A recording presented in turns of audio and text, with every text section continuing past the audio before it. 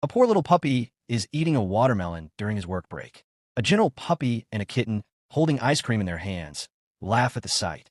The poor puppy feels deeply hurt. He continues working at a motor garage. At the end of the day, the owner gives him some money. Then, he joins a vegetable shop to help carry fruits and vegetables.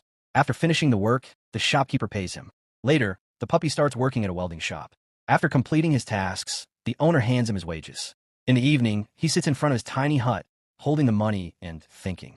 He goes to a clothing store and buys a nice outfit. Wearing the new clothes, he stands like a gentleman and enjoys an ice cream.